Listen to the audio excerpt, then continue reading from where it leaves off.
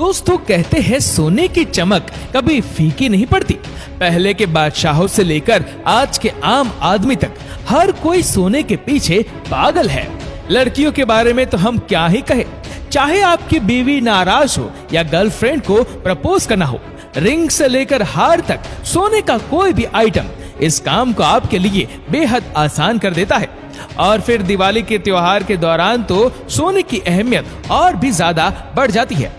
अब आपको ये तो पता ही होगा कि सोने से जेवर कैसे बनते हैं, पर एक सवाल तो कभी ना कभी आपके दिमाग में जरूर आया होगा कि आखिर ये सोना बनता कैसे है। अगर आपको भी नहीं पता तो आज के इस वीडियो को लास्ट तक जरूर देखना। तो चलिए शुरू करते हैं। सबसे पहले समझते हैं कि सोना आता कहां से, उसके बाद हम देखेंगे कि इसे निकाला कैसे जाता है।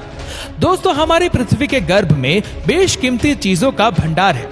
पीने के लिए पानी, सोना, चांदी, तांबा जैसी धातुओं से लेकर पेट्रोलियम तक सब हमारी धरती की गहराई में मौजूद है।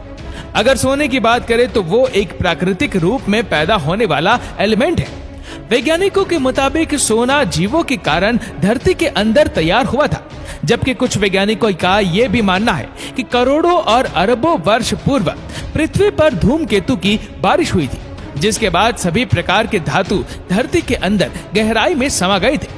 वैज्ञानिकों का ये भी कहना है कि रसायन विज्ञान या केमिकल रिएक्शन के जरिए सोने का निर्माण करना संभव नहीं है। आपको तो ये पता चल ही गया होगा कि सोना हमारी धरती के अंदर से निकलता है, लेकिन ये कैसे पता चलेगा कि धरती के कौन से हिस्से में सोना है?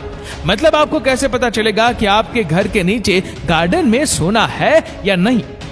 जमीन के अंदर सोना पता करने के लिए सबसे पहले भूवैज्ञानिक ग्राउंड पेनिट्रेटिंग रडार यानी कि जीपीआर का इस्तेमाल कर भूमि में सोने की मौजूदगी का पता लगाती है।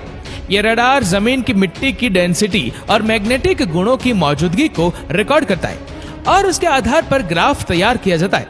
फिर अनुमान लगाया जाता है कि मिट्टी के नीचे कौन कौन से तत्व हो सकते हैं। इसके बाद सटीक जानकारी के लिए जमीन के अंदर ड्रिलिंग कर थोड़ा मलबा बाहर निकाला जाता है और उसका विश्लेषण किया जाता है। इस तरीके से जमीन के नीचे मौजूद धातु की सही जानकारी निकालकर जमीन को खोदना शुरू किया जाता है। चलिए अब जब सोने का पता चल ही गया है तो देखते हैं कि इसे निकाला कैसे जाता है। आमतौर पर सोना बिल्कुल शुद्ध रूप में पाया जाता है, हालांकि इसे सिल्वर, कॉपर, जिंक और लेड से भी निकाला जा सकता है। वैसे समुद्री पानी से भी सोना निकाला जा सकता है, लेकिन 1 टन पानी से 1 ग्रेन सोने का लगभग 40वां भाग निकलता है। इसे निकालने में खर्चा इतना आ जाता है कि कुछ बचता ही नहीं है। सोना आमतौर पर 2 तरह के डिपॉजिट में पाया जाता है, लोड या विंड डिपॉजिट और प्लेजर डिपॉजिट। तो चलिए अब इसके बारे में जानते हैं। पहला, लोड या विंड डिपॉजिट।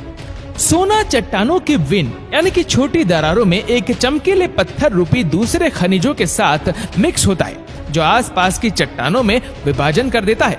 सोने को आसपास की चट्टानों में ड्रिल या ब्लास्ट करके निकाला जाता है। वही लोड यानी बड़ी दरारें जमीन के अंदर काफी गहराई तक जाती है। जमीन के अंदर माइनिंग के लिए माइनर्स वेन के साथ खुदाई करते हैं और उसके बाद नुकीले औजार या छोटे विस्फोटकों का इस्तेमाल कर सोने की ओर को चट्टानों से अलग कर देते हैं। अब सोने को इकट्ठा कर रिफाइनिंग के लिए मिल में भेज दिया जाता है। दूसरा होता है प्लेसर डिपॉजिट। ये गोल्ड और के बड़े टुकड़े या दाने होते हैं जो कि लोड डिपॉजिट से नदी की धारा के साथ बहकर आते हैं और सामान्य तौर पर रेत या कंकड़ के साथ मिक्स हो जाते हैं। प्लेसर डिपॉजिट को माइन करने के लिए 3 मुख्य तरीकों का इस्तेमाल किया जाता है: हाइड्रोलिक माइनिंग, ड्रेजिंग और पावर सेवलिंग। इन सभी तरीकों में ग्रेविटी का इस्तेमाल बेसिक छंटाई बल के तौर पर किया जाता है।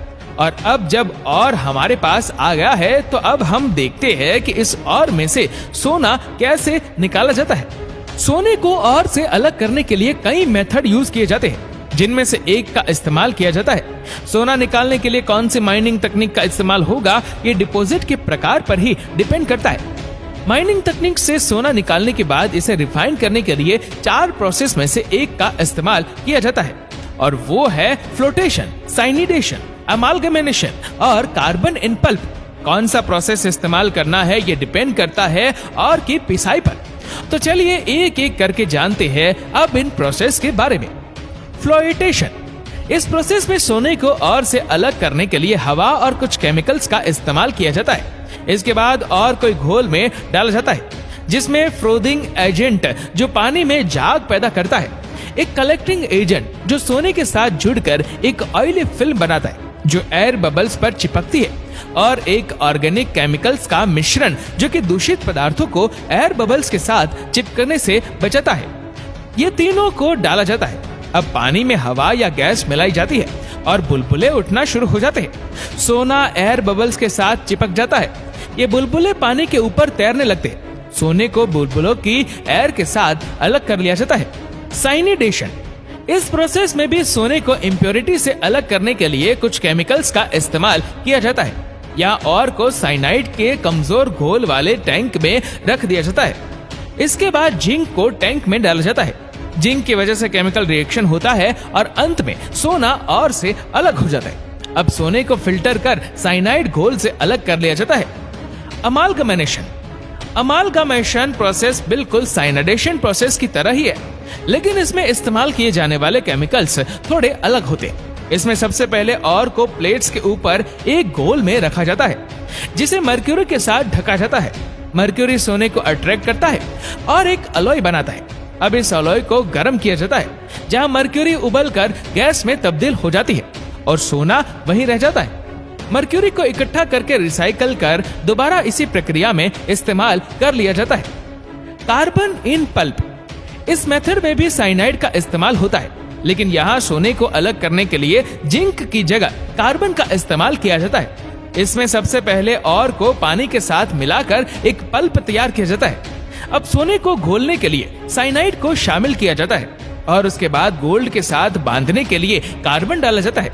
इसके बाद कार्बन पार्टिकल्स को पल्प से अलग कर दिया जाता है और इन्हें गर्म कोरोसिव कार्बन सॉल्यूशन में रखा जाता है जो सोने को कार्बन से अलग कर देता है, और इसमें से निकले सोने के बिस्किट, प्लेट्स और ज्वेलरी बनाई जाती है जिसमें 24 या 22 कैरेट होता है। अगर आपको ये भी जानना है कि कैरेट होता क्या है तो हमें कमेंट करके बताइए। दोस्तों, आशा करते हैं कि वीडियो आपको पसंद आई होगी। आपको ये वीडियो कैसे लगी नीचे कमेंट करके जरूर बताएगा, और अगर आपको वीडियो अच्छा लगा हो तो इस वीडियो को लाइक करेगा, शेयर करेगा ज्यादा से ज्यादा लोगों तक, और ऐसे ही और भी रोचक जानकारियों के लिए सब्सक्राइब करें हमारे यूट्यूब चैनल को और फेसबुक पर फॉलो करें हमारे पेज को। धन्यवाद।